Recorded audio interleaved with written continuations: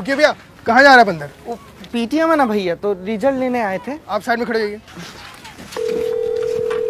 Hello, मैं वो शिवा के पेरेंट्स आए हुए हैं, हमने उन्हें गेट पे ही रोक लिया है। आप एक काम करो, उन्हें वहीं रोको और बच्चे को अंदर भेज दो। मैं रिजल्ट दे देती हूँ। ठीक है मैम। शिवा बेटा, आप अंदर आइए। भैया, आप कहाँ जा रहे हैं? सिर्फ शिवा अंदर जाएगा। हमको काहे मना किया है भैया? वो अंदर पीटीएम है ना, और हम इसके बड़े भाई हैं। स्कूल वालों ने पेरेंट्स को बुलाया था। रिजल्ट चाहिए तो बच्चों को भेज के मंगवा लीजिए। भैया हमको जाने दीजिए ना, वो हमारा छोटा भाई हमको देख रहा है, अच्छा नहीं लग रहा है, कृपया जाने दीजिए ना। आपको एक बार समझाने समझ में नहीं आ रहा है? आप बैठिए वहाँ पे।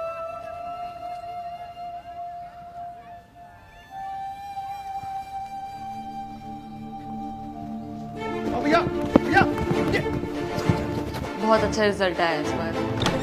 मैडम जी, रुको रुको रुको रुको, कहाँ जा रहे हो तुम? क्या हुआ मुकेश भैया? मैम, हमारे मना करने के बाद भी आदमी जबरदस्ती अंदर चला रहा है। अरे मैडम जी, आज पीटीएम है और सभी बच्चे लोग का गार्जियन आ रहा है, लेकिन गार्ड साहब हमको अंदर आने ही नहीं दे रहे। सही कर रहे हैं।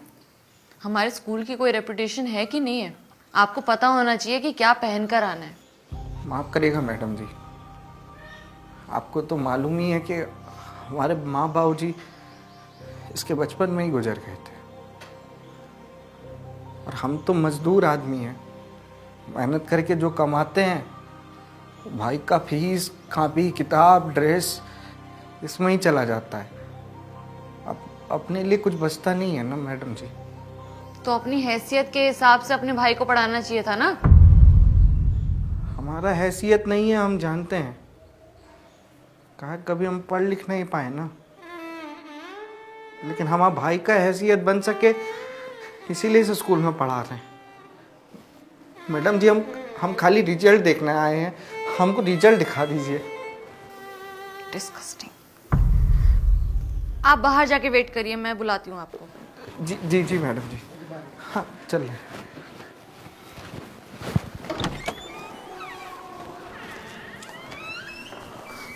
सॉरी सर, माफ़ करिएगा, न जाने कहाँ से आ जाते हैं लोग।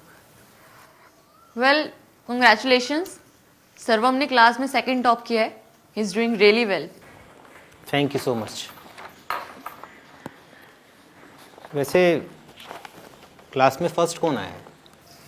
अभी जो आए थे उनका भाई। उस बच्चे का बड़ा भाई बिल्कुल ही इलिटरेट है। 1000 बार समझाने के बाद भी उसे कुछ समझ नहीं आता। कुछ भी पहन के आ जाता है बिना सोचे समझे।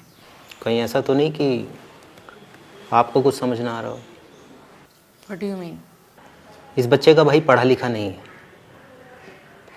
लेकिन फिर भी अपने भाई को पढ़ने लिखने के लिए आपके स्कूल में भेज रहा है। पता है क्यों? क्योंकि शायद वो चाहता है कि उसका भाई उसके जैसा ना बने, पढ़े लिखे बड़ा आदमी बने। और देखिए, उसने क्लास में टॉप किया है। उस बच्चे की प्रतिभा को बड़े भाई के कपड़ों से मत देखिए मैडम, उसकी मेहनत से देखिए, उसकी सोच से देखिए। क्या बर्ताव कर रही थी आप उसके साथ? कैसा लग रहा होगा उसके छोटे भाई को? क्या शिक्षा दे रही हैं आप? उसे तो ऐसा ही लगेगा ना कि उसके भाई के लाखों परिश्रम करने के बाद भी उसकी सारी कोशिशें नाकामयाब है। आप उसको उसके कपड़ों से जज मत करिए, उसकी मेहनत, उसकी लगन, उसके परिश्रम को देखिए मैडम। इस बच्चे को शिक्षा की बहुत ज़रूरत है, लेकिन ये बिल्कुल ज़रूरी नहीं कि वो शिक्षा आपके स्कूल से ही ले। इतना होनहार बच्चा तो कहीं से भी शिक्षा लेगा तो उन्नति कर ही लेगा।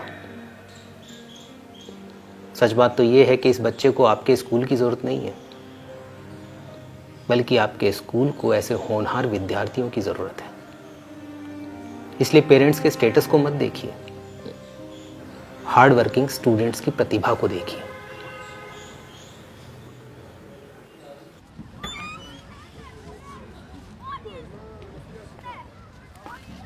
नमस्ते। अरे बैठे रहिए। आपका भाई पूरी क्लास में फर्स्ट आया है। बहुत होशियार है आपका भाई। आपका परिश्रम इसके रिजल्ट्स में दिखता है। शाबाश बेटा।